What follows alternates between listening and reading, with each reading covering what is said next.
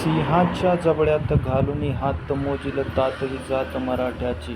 धर्मवीर संभाजी महाराज की जय. धर्मवीर छत्रपती संभाजी महाराज की जय. चला तर मित्रांनो, आज आपण धर्मवीर छत्रपती संभाजी महाराज यांच्या जीवनावर आधारित व्हिडिओ बनवत आहोत. तरी सर्वांनी चॅनलला लाईक सबस्क्राईब करायचं आहे.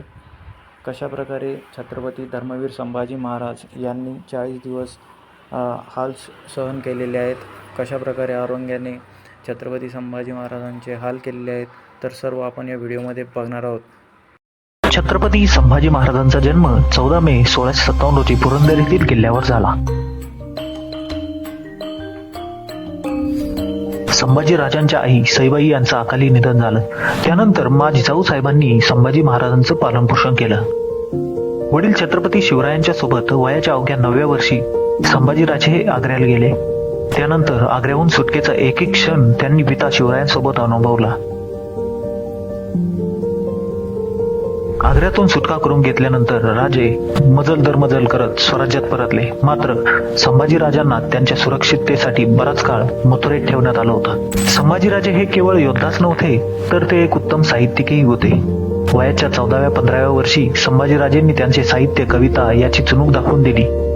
याच काळात छत्रपती संभाजी महाराज हे संस्कृत पंडित झाले.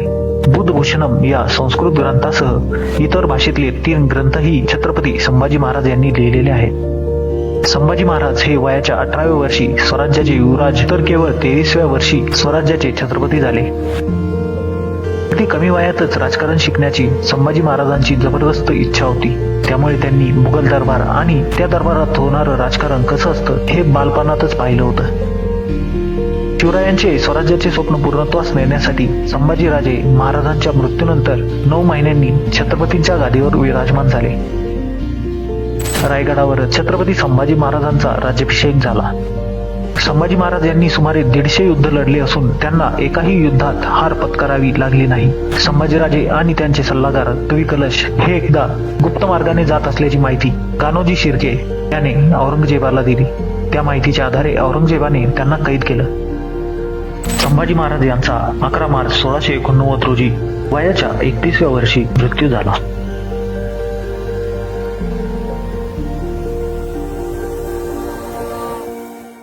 इस वीडियो में हम देखेंगे कि कैसे औरंगजेब ने क्रूरता की सारी हदें पार कर दी और छत्रपति संभाजी महाराज की जुबान और आंखें बेरहमी से निकाल दी, और आखिर संभाजी महाराज के पकड़े जाने की असली वजह क्या थी.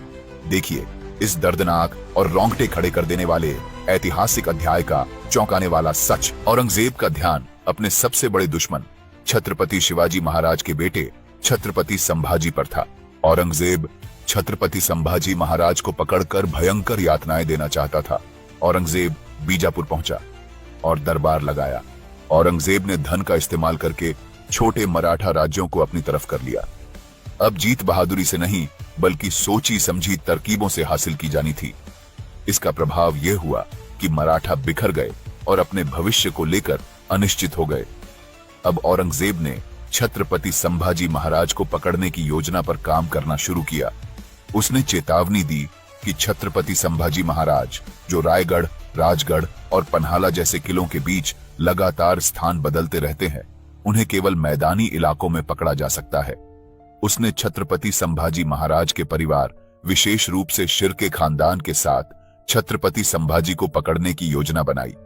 औरंगजेब ने छत्रपति संभाजी महाराज और कालश के बीच के गहरे बंधन को उनकी कमजोरी माना और इस मौके का फायदा उठाने की रणनीति तैयार की. मुगल सम्राट ने मुकर्रब खान को कोल्हापुर में तैनात किया, जिससे वह पन्हाला के पास छत्रपति संभाजी महाराज को पकड़ सके. साथ ही मुगल बेस को अहमदनगर शिफ्ट करने की योजना बनाई गई. दूसरी ओर छत्रपति संभाजी महाराज येसुबाई, राम राजा और अन्य सलाहकारों के साथ स्थिति पर गंभीर चर्चा कर रहे थे. मुगलों ने कई अहम ठिकानों पर कब्जा कर लिया था और उनकी सेनाएं रायगढ़ की पहाड़ियों तक पहुंच चुकी थीं. उधर छत्रपति संभाजी महाराज अपनी रणनीति बना रहे थे. छत्रपति संभाजी महाराज ने कालशजी को पुर्तगालियों और अंग्रेजों से बातचीत के लिए भेजा था, लेकिन उन्हें वहां से कोई मदद नहीं मिली. इस स्थिति में छत्रपति संभाजी महाराज ने निर्णय लिया कि वह 100 घुड़सवारों के साथ पन्हाला जाएंगे. उन्हें पता था कि बड़ी सेना ले जाने से मुगलों का ध्यान आकर्षित होगा, जिससे उनकी योजना विफल हो सकती थी। छत्रपति संभाजी महाराज पन्हाला के लिए रवाना हुए, यह जाने बिना कि मुकर्रब खान कोल्हापुर पहुंच चुका है। मुकर्रब ने अपने जासूस रायगढ़, पन्हाला और आसपास के इलाकों में फैला दिए थे ताकि छत्रपति संभाजी महाराज को गिंजी या वेल्लोर की ओर बढ़ने पर घेरा जा सके। छत्रपति संभाजी महाराज की पन्हाला तक की यात्रा बिना किसी बाधा के पूरी हुई। वहां उन्होंने कालश को बचाया। छत्रपति संभाजी महाराज ने सोलझाई देवी के मंदिर जाने की योजना बनाई। कोंकण के सामंत भी मुगलों के अधीन हो गए थे। पुर्तगाली इस संघर्ष को और कठिन बना रहे थे। घटते संसाधन और बढ़ते खर्च छत्रपति संभाजी महाराज के सामने बड़ी चुनौती थे। विशालगढ़ से उतरते हुए छत्रपति संभाजी महाराज ने संगमेश्वर में अपनी सेना को पुनर्गठित करने की योजना बनाई। घने जंगलों और खड़ी चट्टानों से होते हुए छत्रपति संभाजी महाराज कोंकण पहुंचे, जहां उनकी घुड़सवार सेना घाटी के नीचे इंतजार कर रही थी। दूसरी ओर मुकर्रब खान ने कोल्हापुर के पास हजारों घुड़सवारों के साथ डेरा डाला हुआ था। मुकर्रब खान ने अपने जासूसों को तुरंत रिपोर्ट देने का आदेश दिया। उसने 2000 तेज तर्रार घुड़सवारों का चयन किया जो पहाड़ी युद्ध में माहिर थे। कोल्हापुर और पन्हाला के पास मराठा जासूस लगातार मुगल शिविरों पर नजर बनाए हुए थे। इन इलाकों में हलचलें सामान्य थीं, लेकिन मुकर्रब खान सतर्क था। वह जानता था कि कोंकण और बेलगाम के पहाड़ी क्षेत्रों में भारी घुड़सवार सेना या हाथियों का उपयोग असफल साबित होगा। छत्रपति संभाजी महाराज देवरुख पहुंच गए। इसी दौरान मुकर्रब खान को सूचना मिली कि पन्हाला से देवरुख की ओर एक छोटी मराठा टुकड़ी जाती हुई देखी गई। उसने अपने जासूसों को जांच का आदेश दिया। इसी बीच मुकर्रब खान अपने 2000 घुड़सवारों के साथ संगमेश्वर के जंगलों में छत्रपति संभाजी महाराज को फंसाने के लिए आगे बढ़ रहा था। देवी के दर्शन के बाद छत्रपति संभाजी महाराज संगमेश्वर के लिए वापस रवाना हुए। मराठा शिविर के पास पहुंचने पर गार्ड ने उन्हें बताया कि पन्हाला की दिशा से मुगल आते देखे गए हैं। सरणोबत घोरपड़े ने खतरे को भांपते हुए छत्रपति संभाजी महाराज से अनुरोध किया कि वह 200 सैनिकों के साथ संकरी पहाड़ी पगडंडी से निकल जाएं। लेकिन तभी छत्रपति संभाजी महाराज को पता चला कि कालश पास की पहाड़ी पर अब भी अनुष्ठान कर रहे थे। चेतावनियों के बावजूद छत्रपति संभाजी महाराज उन्हें लाने के लिए वापस लौटे। कालश देखते हैं कि वे मुगल घुड़सवारों से घिर चुका है और वे तलवार लेकर शहर की ओर भागते हैं। छत्रपति संभाजी महाराज को ढूंढने के प्रयास में एक तीर उनके कंधे में आ लगा और वे जमीन पर गिर पड़े। इस बीच मुकर्रब खान की सेना ने मराठा शिविर पर हमला कर दिया।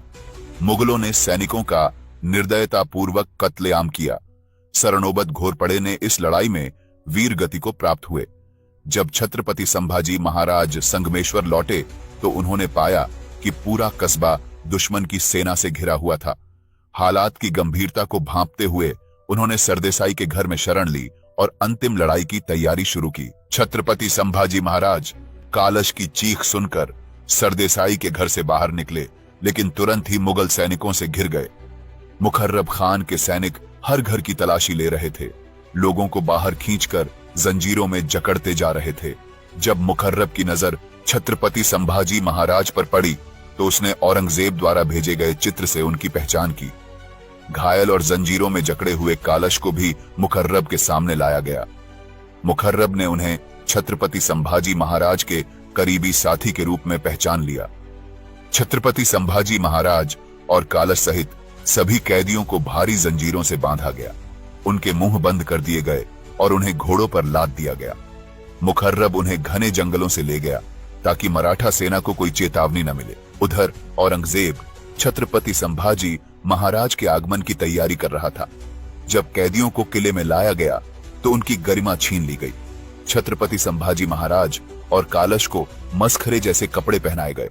उनके सिर पर घुंघरू लगी टोपी और गले में गाय की घंटियां बांध दी गईं। छत्रपति संभाजी महाराज के हाथों को लकड़ी के तख्ते से बांधा गया जो उनके कंधों के ऊपर रखा गया था। इसके बाद कैदियों को ऊंटों पर बिठाकर गलियों में परेड कराया गया। उनके चारों ओर मुगल सैनिक और दर्शक चीखते चिल्लाते और अपमानजनक बातें कर रहे थे। ढोल और गालियों की गूंज के बीच भी छत्रपति संभाजी महाराज और कालश शांत और अडिग बने रहे। उनकी आंखों में न तो शर्म थी न हार का भाव। यह क्रूर परेड बहादुरगढ़ किले के दीवान ए आम में समाप्त हुई।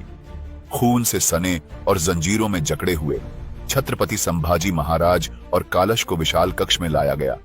वहां औरंगजेब उनका इंतजार कर रहा था। कैदियों की जंजीरें पॉलिशड फर्श पर खनक रही थीं, उनके पीछे खून की लकीरें छोड़ रही थी। यह क्षण मराठा इतिहास के सबसे काले अध्यायों में से एक बन गया, जहां अपमान का नंगा नाच हुआ। दीवान ए आम में खड़ी भीड़ के बीच छत्रपति संभाजी महाराज की नजरें औरंगजेब से मिलती हैं। तमाम अपमान और पीड़ा के बावजूद छत्रपति संभाजी महाराज को समर्थ रामदास की सीख याद आती है, कुछ क्रोध रखो, कुछ धैर्य बचा लो। दूसरी ओर औरंगजेब अपनी जीत पर गर्व करते हुए अल्लाह का शुक्र अदा करने के लिए घुटने टेकता है। उसी समय कालश ने मौके का फायदा उठाकर एक शक्तिशाली कविता सुनाई।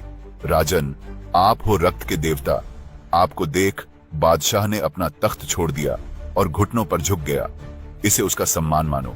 इस काव्यात्मक विरोध से औरंगजेब आग बबूला हो गया और उसने तुरंत कैदियों को वहां से हटाने का आदेश दिया। छत्रपति संभाजी महाराज अंधेरे काल कोठरी में पड़े थे, शारीरिक रूप से टूटे हुए लेकिन मानसिक रूप से अडिग।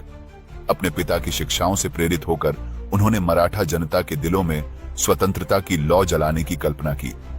औरंगजेब सामने खड़ा हुआ। छत्रपति संभाजी महाराज मुस्कुराए और उनकी यह मुस्कान औरंगजेब के गर्व को चोट पहुंचा रही थी। औरंगजेब ने उन्हें उकसाने की कोशिश की, उनके वंश और उनके पिता से कथित गद्दारी का जिक्र किया, लेकिन छत्रपति संभाजी महाराज पर इसका कोई असर नहीं पड़ा। छत्रपति संभाजी महाराज अपने सामने खड़े औरंगजेब को पलटकर उसके अत्याचारों की गिनती करवाते हैं। सरमद और गुरु तेग बहादुर को यातनाएं देने से लेकर पूरे हिंदुस्तान में फैलाए गए क्रूरता और रक्तपात तक उन्होंने उसकी हर निर्दयता का उल्लेख किया। उनकी बातें औरंगजेब को झकझोर देती हैं। इसके बाद छत्रपति संभाजी महाराज को बेरहमी से पीटा जाता है। एक सप्ताह गुजरता है।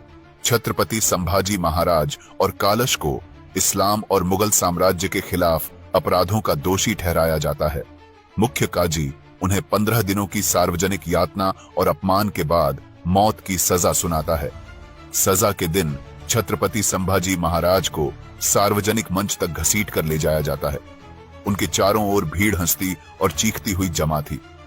जुल्फिकार खान झल्लादों के साथ लाल लाल अंगारे और लोहे की चिमटियां लिए मंच पर पहुंचता है। औरंगजेब पास के एक तंबू से तमाशा देख रहा था। छत्रपति संभाजी महाराज आने वाले अत्याचारों के लिए खुद को तैयार करते हैं। जुल्फिकार खान के झल्लाद अपने उपकरण लेकर आगे बढ़ते हैं। छत्रपति संभाजी महाराज के चेहरे पर हल्की सी मुस्कान उभरती है। छत्रपति संभाजी महाराज का मुंह जबरन खोला जाता है। उनकी जीभ को लाल गर्म चिमटियों से पकड़ा जाता है और उसे जड़ से खींच लिया जाता है। औरंगजेब इसके बाद छत्रपति संभाजी महाराज की आंखें निकालने का आदेश देता है। रायगढ़ में महारानी येसुबाई को छत्रपति संभाजी महाराज की निर्मम हत्या की खबर मिलती है। उन्हें बताया जाता है कि पहले उनकी जीभ खींची गई, फिर आंखें निकाल ली गईं और अंत में कोरेगांव में उनके अंग एक एक कर काट दिए गए। छत्रपति संभाजी महाराज के 9 वर्षों के शासन का अंत खून और बलिदान में हुआ। येसुबाई अपने दुख को राष्ट्र के लिए हथियार में बदलने की शपथ लेती है। पूरे दक्कन में एक मौन क्रांति उभरने लगी। किसान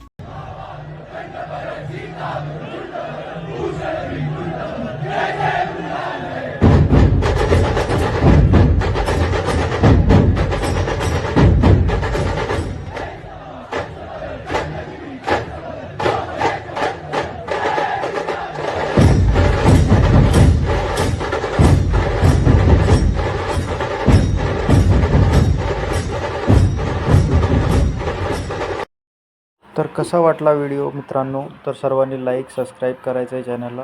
बोलो धर्मवीर संभाजी महाराज की जय, बोलो छत्रपती शिवाजी महाराज की जय। अशाच नवीन व्हिडिओसाठी मित्रांनो चॅनलला लाईक सबस्क्राईब करायचं आहे। आणि आपला नेक्स्ट व्हिडिओ धर्मवीर बलिदान मासवर मी बनवणार आहे। त्यामध्ये धर्मवीर संभाजी महाराजांचे सर्व सर्व श्लोक त्यांनी कशाप्रकारे बलिदान दिले मित्रांनो यावर आपण काढणार आहोत. तर तसेच मित्रांनो छावा पिक्चर रिलीज झालेला आहे नुकताच, सर्वांनी बघायचा आहे मित्रांनो. थँक्यू.